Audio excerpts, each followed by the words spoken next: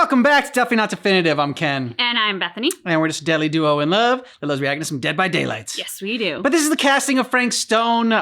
So a new game by the developers of Dead by Daylight. And it's on their official channel. So because of that, we have our official drink. Yeah, we do. This is the Killer Hookup.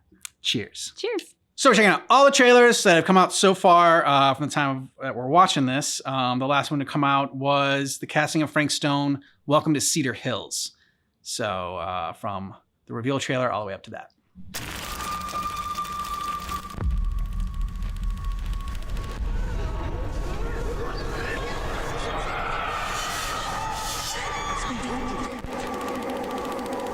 All right. Whatever's down there is too dangerous. Screams going on in his head.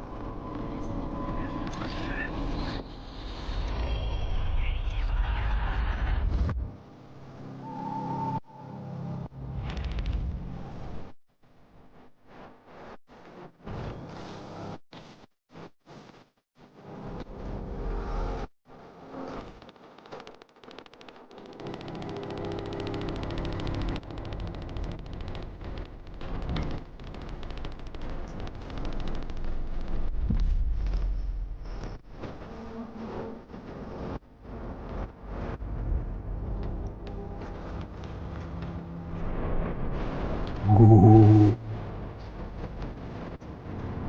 Looks. Killer Hookup.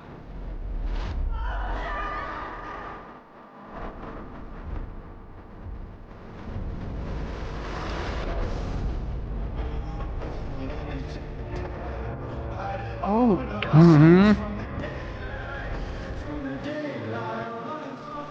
This is Warrior Mask.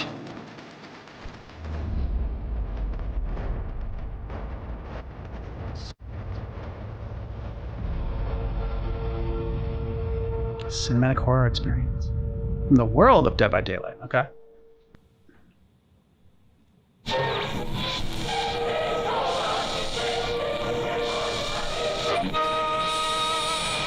Following several days of rumors and speculation, Sheriff Lloyd Kusich confirmed he is treating the deaths of George Colhern and Joy Spartan as a double murder.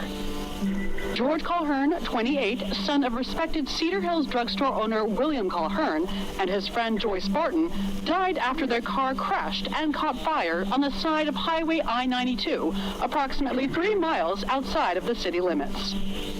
Deputies have been working tirelessly over the weekend and have now determined that Mr. Colhern's car was parked when it left the road, indicating the involvement of a third party. As part of his update on the case, Sheriff Kusich has reassured residents that the perpetrator or perpetrators will be swiftly identified and apprehended. Independently of the sheriff's investigation, William Colhern has offered a $1,000 reward for information leading to a suspect's arrest. This is Rebecca Fisher reporting for the Cedar Hills Tribune. The news of yet another murder represents the latest shock to our peaceful community in the wake of the July killing of widow Dorothy Clay, who was murdered in her home before the house was set on fire. While Mrs. Clay's nephew Alvin, a minor felon who stood to benefit from her inheritance, was charged and convicted following a rapid investigation by Sheriff Kusich, residents of Cedar Hills continue to pray that justice will be served as swiftly once again. For the latest updates on this ongoing investigation, stay tuned to our breaking news coverage. This is like a sickness Rebecca infecting Fisher, people. reporting for the Cedar Hills Tribune. Making them, eager to set fires? Yeah. Weather forecast for the local vicinity shows more flurries expected tomorrow as temperatures continue to plummet. And here's a late flash. Authorities report that a deadly fire broke out in a private residence in Lakewood, Colorado during the early hours of the morning, tragically claiming the lives of 2 people. The victims are believed to be the parents of the fire's only survivor, a 7-year-old boy, who narrowly escaped the inferno and was found wandering alone outside the property before being rescued by firemen. He is currently being treated for minor injuries at the local hospital. Despite the home being located in close proximity to the town's fire department, days of heavy snowfall and persisting weather conditions severely impeded the arrival of fire trucks, likely resulting in loss of life. Our thoughts and prayers go out to the young survivor as the community of Lakewood prepares to mourn.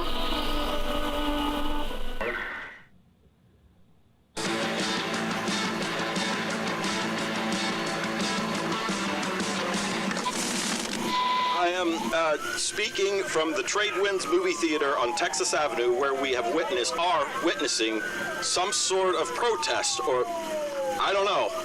All I am able to report at this point is there have been several attacks on the general public as well as police and medical personnel. It's not overly clear, at least to us, what the catalyst for the situation was, but I can confirm that it started in the cinema itself, as it has been reported an employee was stomped to death during a showing of Murder Mill. From Scream 2? Considerable damage done all around us, and police are currently doing... Okay. Oh no, okay, now there is an arrest taking place, and several people are moving in, storming the officers at every side. A sickness. Oh my god! Okay, that was an explosion. I can't see. I can't see.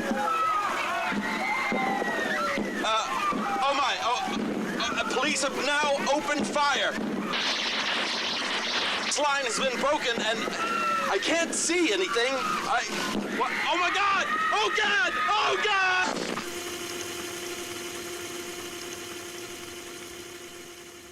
I hope he's all right. Yeah, I'm sure he's fine. Cedar Hills is not exactly a noted hotbed of criminal activity. What is that? That's not entirely true. There was that whole serial killer thing. Why do you hate Cedar Hills so much? It used to be like town mascot. Ladies and gentlemen, I present The Mill. You spend enough time in my line of work, you realize every place has got its demons. Think that belongs to the boy you're looking for? You can't shoot a movie in here. This is a condemned steel mill, Mr. Rivera. I suggest you immediately vacate the premises. And you do not, under any circumstances, set 1 foot back here in the Cedar Steel Mill. Ever. Such a joy to see young people so passionate about the arts. Everything's all right. Either of you heard of Murder Mill? No! There was a whole string of disappearances. Kidnappings, really. Murders. So what was this guy's name?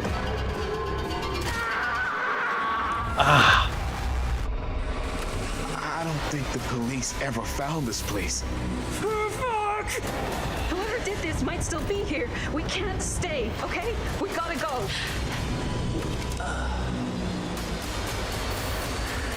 Was it the Huntress mask? Cut!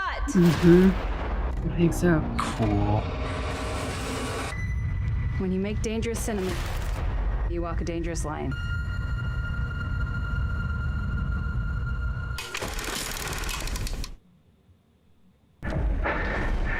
You can torture us, but you'll never defeat our spirit. Cut. That was amazing. For the longest time on Dead by Daylight, we knew that we wanted to offer different types of experience to our players. And a single player narrative experience is definitely one of them. And our fans have been requesting it quite a lot. So obviously, Supermassive Games with their pedigree, their portfolio of games, is the perfect partner to deliver that fantastic horror experience. The origins of the game stem from Behavior looking to expand the omniverse of Dead by Daylight. They approached Supermassive because of our expertise in storytelling. Narrative is incredibly important to us. It's at the core of all that we do. While we are making games, we are also telling stories and delivering a player experience like no one else. So it felt like a really good match. Come on, people. We got a movie to make. The Casting of Frank Stone is a classic, supermassive cinematic adventure game. Wait, I'm coming with you. It's an unashamed horror experience. It's a story that we've been thinking around for quite a long time, and it really fits the omniverse idea that underpins a lot of the Dead by Daylight lore, and so it kind of slipped together as a very natural fit. It all starts with our 1963 storyline, which is investigation of a missing child, which leads us into a very dark, quite grisly serial killer horror story. But as the story unfolds from there, things go in different directions, and we bring in a lot of different subgenres of horror. Think that belongs to the boy you're looking for? The main influences were always to try to be the mystic, something you could actually believe happens, something that you can understand, relate to. At the same time, part of it you don't understand, and it creates a mystery. We're always going back to the classic slasher horror movies and characters that we learn to love and hate at the same time. What? One thing we really latched onto quickly was the idea of how a piece of creative art could become a vehicle for horror. And in our case, that's a Super 8 film that's being made by a group of teenage characters on the site of an infamous serial killer's crimes. And that felt like a vehicle where we could bring in other influences of horror that we really like. Either of you heard of Murder Mill? Right at the start of the project, talking with Supermassive, we connected because we're passionate about horror, and we basically get our inspiration from the same sources. So it was great talking with them and seeing that a lot of the sources for inspiration they're using have been the same that we've been looking into at the genesis of Dead by Daylight. So in that sense, our fans and also new players that will experience this can see that both titles are from the same lineage. So for fans of supermassive games that still haven't stepped into the fog of Dead by Daylight, this is going to be a great first step. The audience is always part of who you're designing for. Take a look. You imagine the audience, you imagine the person you're writing for. So we kind of imagine the person we're making the game for, and we think about the things that might interest them and the things they'd like to have stories told about. And then we think about really cool, nasty situations, and we see if we can mash those together. And the story emerges, the characters emerge. Good formula. So you start writing it, and it'll be like, ooh, that's interesting. Oh, I never thought that character would do that. Well, okay, are we just gonna stand around, or are we gonna make a movie? In creating the casting of Frank Stone, building its story, building the characters, we're really, really mindful of Dead by Daylight fans. We know they've got a really, really dedicated fan base. There's lots of people within Supermassive Games who are dedicated Dead by Daylight fans. And we wanted to do something that explores that story universe that Behaviour have created and gives players a chance to explore it in a new way outside of Dead by Daylight itself. Also, obviously, we want to take people who've enjoyed supermassive games, who enjoy ranching adventure games. We want to do something that's really, really cool and that they find engaging, where they can fall in love with the characters, where they can grow to loathe some of the characters and get them killed. The choice is theirs. We've done that before. I like it. The casting of Frank Stone has been crafted to be a standalone story in the Dead by Daylight omniverse. So anyone that's looking for a great horror experience that taps into human darkness will have a lot of fun with it. Of course, if you're a Dead by Daylight fan and if you're lore savvy about Dead by Daylight, then there's going to be a lot of little secrets and surprises for you. I'm glad to see you're all having fun, but if you insist on using my store as a playground, I'm afraid I'm going to have to ask you to take it outside.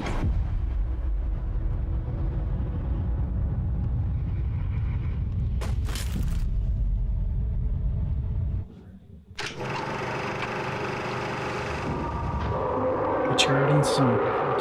You think we're weak? That we're nothing? You make me dead. In the summer of 1980, in the depths of an abandoned steel mill. I got the narrator. You're absolutely sure this is safe? An evil lies dormant, waiting to be unleashed. Yo, coming? Yeah. The footage was thought to be lost. It now resurfaces for the first time. Evil comes for all. A Christine Gordon film. Check it. Starring Jaime Rivera and Christine Gordon, with Linda Castle, Robert Green, and Bonnie Rivera. We gotta get out of this place. We gotta get out of here right now. We gotta go. Dare you enter Murder Mill? Nice. Yeah. I think we got it. The film is legendary. They made a great film. I heard it was only screened a few times, and each time the audience flew into a rabid, murderous rage. The CIA's got this secret lab called the Larry Memorial Institute, where they use it for enhanced interrogation. How do you know all this? Cool. Fan.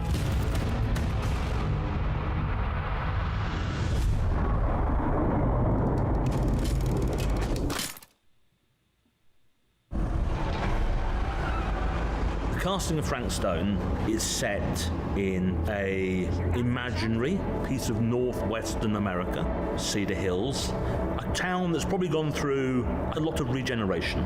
It was a town built around a steel mill, and that steel mill went bust, and it became repopulated and then become redeveloped in a careless kind of way. So you have a lot of clash and a lot of bits of the leftover. So there are old pieces amongst the new pieces. There are people who've come here because it's close to where they need to work, and they don't have any of the values of the original inhabitants, and the original inhabitants' ideas become lost, but they're still there under the surface to be picked out. On the outskirts of the town is the Cedar Steel Mill, and it's a massive industrial complex, and we see it earlier in the game when it's still active, and you've got the giant furnace tower which kind of looks like this industrial haunted house, and then later in the game we revisit the same location, and it's since been closed and it's been abandoned and it's all overgrown for over a decade, due in no small part to the events that happen earlier in the game. One of the really great things about it is when the player, but also some of the characters, are able to retread some of the same footsteps that characters do earlier in the game, and you start to see an echo of some of the tragic events that happened there in the past. There are particular Cool concept. locations where there's a real sense of death in the air. What is that? There's one particular location in the mill that's quite key, and that's the furnace chamber. Earlier in the game, the furnace chamber is alive and brimming with fire and energy. When you then find it again in 1980, there's been lots of overgrowth, lots of rust, and a sense of nature taking over. But in this particular place, anything that has grown here has since died. For whatever reason, there's just something that's off about this place. It just killed anything that's tried to grow here. It's a place I'd like to go and make a movie. What do you guys think? I say we do it. Sounds good. We are using Unreal 5. We've been really focused on that from the very beginning. It's one of the first projects from Supermassive that's using that platform, which is very exciting. We've been able to harness lots of new technologies because of that engine upgrade. We are using Lumen for our environment lighting, which gives us a lot more flexibility and increased quality. We're also using Nanite for all of our environments, which allows our artists to include so much more detail in the final product than they were before, which is very exciting. So much more. Nanite's this new virtualized geometry which enables us to have incredibly detailed geometry throughout all our environments. So whereas before we'd have to heavily optimize all of our game meshes so they can run efficiently, it also means that we can do our own scanning for photogrammetry, which is where you take a lot of photographs of something and you can generate a completely lifelike representation of whatever that object is. So with Nanite, we can just drop it in as is, and we keep That's incredible awesome. detail and realism in our environments. Oh my god. There's a particular road that's just about 20 minutes from the studio, and we went out and we scanned the verges. They've got these really high verges, and the road surface itself, because it happened to be the time of year that's correct for the game. So we went out and we did it when we could, which is in the autumn. The leaves all looked exactly right, and that now appears in the game. I hope the players So to cool. look around and they start to see some of these nods we're making to Dead by Daylight and some of the iconography of the entity and the lore and all that kind of stuff there. And as they explore further, we're hoping to strike this balance where it's kind of scary. Oh, that was the press twins. on, Okay. just get back in the car and go. But there's something about the place that piques your interest and you want to go and explore it, maybe against your better judgment. I probably shouldn't be telling you this, but there's more than one way into that mill. thought I was gonna say there's more than one way to skin a cat. I was like, oh, you freak! So what do you think? I want to play it so bad. Like, I'm ready. September 3rd. Let's do it. All right, nice. Yeah. So we like the choice-based games, and this looks like it'll be, I don't know, hopefully like the Quarry was good, but there was also like some disappointing aspects of it. So I feel like this is, I don't know, just like, I don't say like a better version of the Quarry. It's not like it's the same like storyline or whatever. But it had like, because it's like the 80s vibe and the 80s and the 60s, like, you know, the Quarry, like we dressed up for that, because that was about the 80s. And I like the two different storylines and like them, you know, I generally don't like found footage horror films, but I think playing through one in the game, I'm gonna like it more. I don't necessarily dislike found footage. It's just that once it came on the scene, it was kind of done to death. so then it became one of those things, meh. But this looks very cool, and I love the idea of having those parallel storylines, because I'm always a history person. So the thought of like, you know, the people in the 80s and then the flashback and like having already played some of that just feels really cool. And it feels like if you are getting to not necessarily play through the whole thing twice, I don't think, but like playing some moments through in both timelines or in both dates or whatever, then that's kind of cool. You almost get like a second chance to do what you maybe did or didn't do the first time around. Yeah. I'm interested how the gameplay works with that, with going through like back and forth. I mean, I'm wondering if you're like, sometimes it'll be like, you'll play this scene in the 80s and then go right to like the 60s, or like sometimes the 60s will be before the 80s. Like, cause it gives them a lot to play around with as far as like telling the story and the gameplay. It like gives them, a lot of different options, and it could give them a lot of different variations of the gameplay as well. Like to your point. I also love the fact that they were so hyper-focused on story.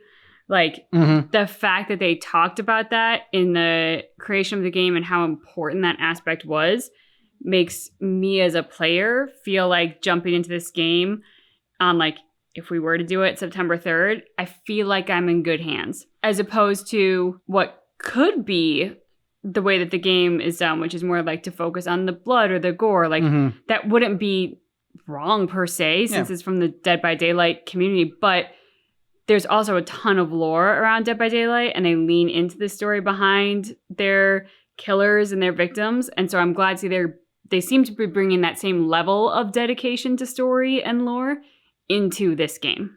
Yeah, and like, so right now, all I see are like little Easter eggs of like Dead by Daylight. I'm wondering if that lore is going to get pulled in here as well, for the story, to tie it in more to Dead by Daylight. So very curious about that. But yeah, I think it's definitely something we're going to play. I also have to shout out just how far technology has advanced. I mean, we've seen that in some of the like trailer evolutions we've done for games like Mortal Kombat, you know, like games that have been around for 20, 30 years, and you see the whole evolution of where graphics have come and everything. But to think that they can just scan a road and drop that road right into the game, and it is perfectly represented. I mean, just wow. Yeah. That blew my mind. That's amazing. Let us know what you thought about this down below in the comments. And if you want all of our Dead by Daylight reactions, we got a playlist for you. Thanks so much for seeing our reaction for all the trailers for the casting of Frank Stone, but just keep in mind that our reaction is definitely not definitive.